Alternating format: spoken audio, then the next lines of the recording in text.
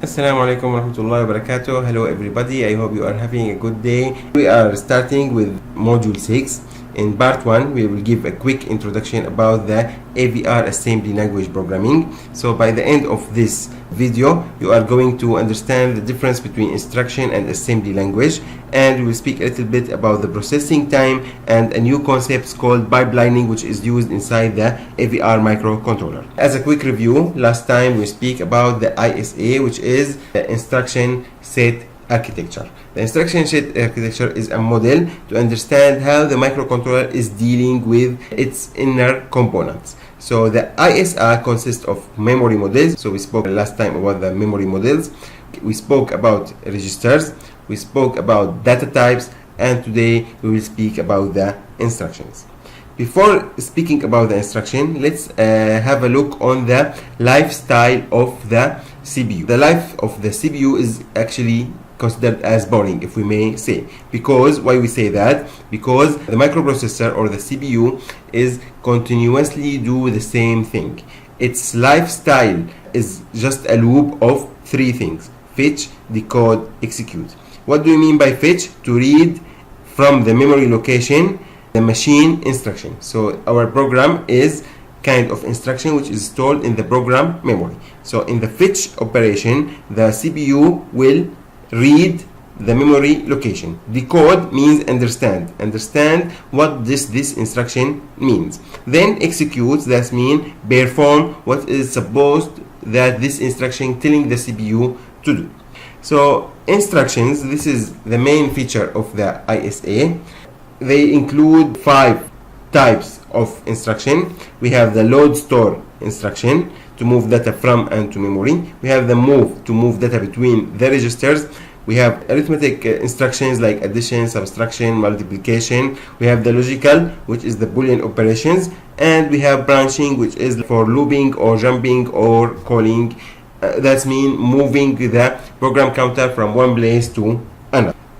Before going and explain some important instruction, let's speak about the comments. So in assembler, the original commenting style is using the semicolon. Okay, semicolon MC is the end of statement, but in assembly language it is for comments.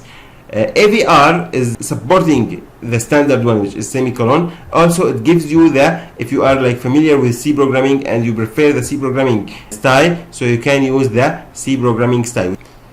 The instruction that we are going to cover today, first one is LDI, load immediate, which means load value, which is a number, it's not from a place in the memory, to a register. So I load a 8-bit constant directly to register.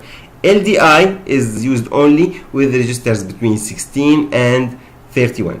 LDS is to load from a memory, load direct from data space. Data space is the memory. So in this case, K is the address, so we give the operation the address and it will load what is inside this address to the destination register.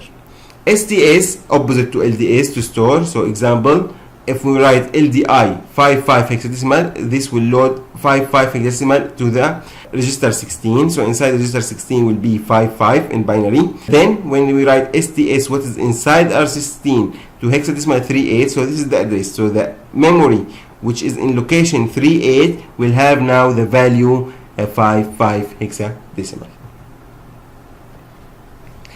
Example of the arithmetic operations or instruction is the add. So add will add two registers. It will add the source to destination, RS to RD, and store the result in destination. Similar to it is the subtraction. So we have RD minus RR.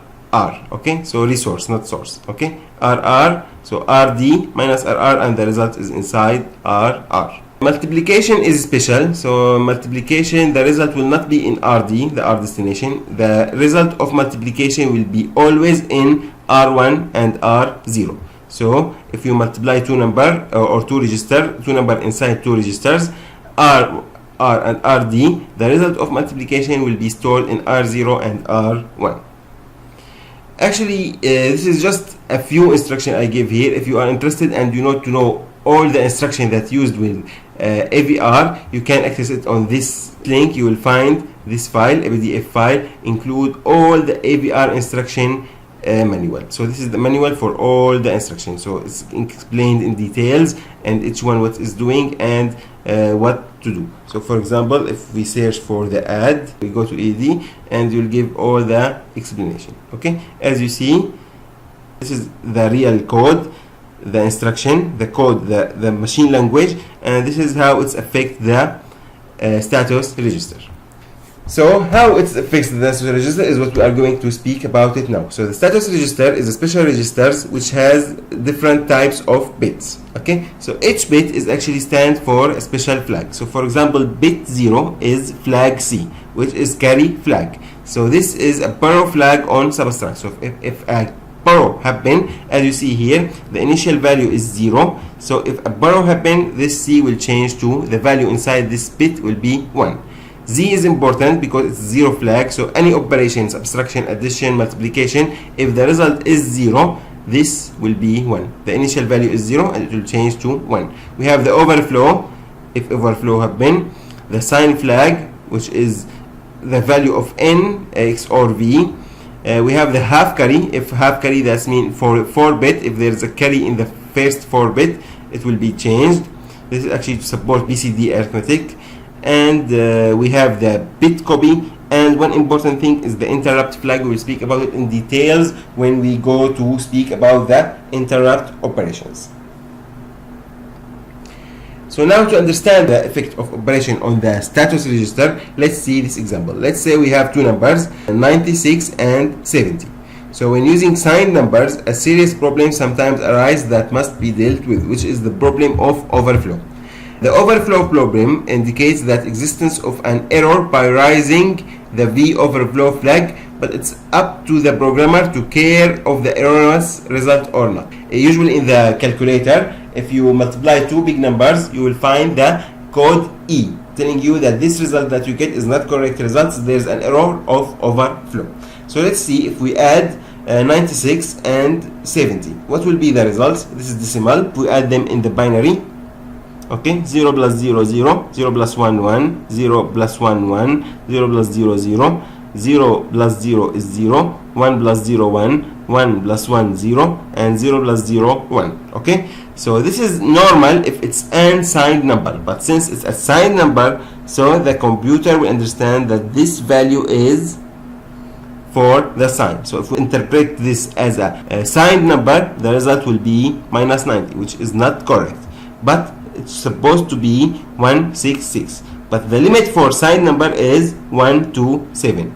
How we know? We need to check the N and V flags. So N is for negative, so it's telling us that a negative happened, and this telling us that there is an overflow. Okay, so you can do in the program correction to return back the value as 166, otherwise you will not find a correct expression. So when we get this result, these two flags N and V will be set to 1. Okay, so the original is 0, N and V will set to 1 in such operation.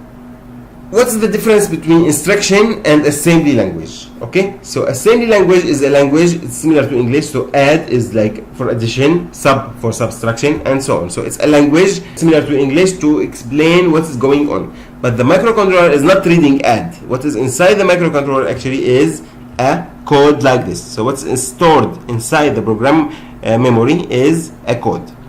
So machine code or machine language is only 1 and 0 that make up the instruction. Assembly language is a textual representation of machine language. Okay, to understand more, let's see how the assembler, so you know, like when we write a program in assembler, we need to run the compile. Okay, a compiler of the assembler, which is the assembler, will change what we write in English, which is the assembly language, to instruction. So for example, the code inside the memory is like this. So we have 5-bit for resource and 5-bit for destination, and the first 6-bit is for the code of the operation. So 00011 is the code for addition. Okay, so actually if we write like this, add R20 R5, the assembler will change it to a code like this, which is stored in the 16-bit program memory. So we have 00101, so that's mean 5, and then we have 10100, which is 20. Okay, so this value is 20 and this value is 5, and this is the code. So this will be decoded later to be add 5 to 20. Another important thing that you need to understand is that the ALU, the arithmetic logic unit, cannot access the memory. So whatever operation you want to do, you need to bring the data from the memory, put it in one of the general purpose registers, and do the operation. So if I want to add 2 to the value in the memory 60, I first put 2 in register 20, for example. I put the value inside the place 60 inside register 5, then I do the addition. Okay, the result will be stored in R20. Then I can use it for storing it another place or do whatever I want with it. As you see here, we use the 0x. So this 0x is actually a stand for hexadecimal. So the number representation is an AVR assembly is following like this. We have 0b for binary, 0 without anything for octal, and 0x for hexadecimal. So if I write like this, LDI R1843, that means 43 is a decimal value. If I write 0x2b, this is actually the same value of 43, but it's written in hexadecimal. 53, if I put O here, that means it's octal, it's the same value again. And if I want to use it in binary, I write 0b. Now let's speak about the processing time. So processing time is important. The question here, how long does our program takes to execute? This actually relates to two factors. First, the instruction, each instruction, how much time does it cost, and the speed of the processor, which is controlled by the pulses of the clock. CPU is a digital synchronous system. Time is strictly controlled by the clock signal. During each clock cycle, something happens. So each clock, as we understand now, the clock will make a fetch, then next clock will be decode and execute. Okay, so each instruction clearly needs 2 pulses. So on the AVR, most instructions take 1 or 2 clock cycles. Few are taking 4 or 3 cycles. But how does fetch, decode, executes happen in all cycles? I already said it needs at least 2 cycles. Okay, it's actually, in reality, it's taking only 1 cycle because it's using the concepts of pipelining. What is a pipelining? It simply means overlapping the execution of a sequential instruction. That means in the first pulse, the first clock, the very first one, a fetch happen. The next pulse, another fetch happen, and at the same time decoding and execution is happen. So one analogy is the washing clothes. You don't wait until your first load is finished drying to start your second load in a washer. Okay, so just to understand, you put first clothes in machine, it's already clean, you take it and put in the dryer. No need to wait until it's dry to put another load in the machine. You can put another load in the machine, which is fetch, and wait at the same time run the dryer, which is execute. So we overlap the washing of the second load with the drying of the first load. The same applied in AVR. So in AVR, the fetch of the next instruction is overlapped with the execution of the current instruction. This allows most of the simple instruction to take only 1 cycle of execution time, even though their total fetch and execute time is 2 cycles. So like this, we reach the end of this video. I hope it's useful for you, and in next video we will continue speaking about assembly language. Thank you for listening, and I hope you are having a good time, and goodbye.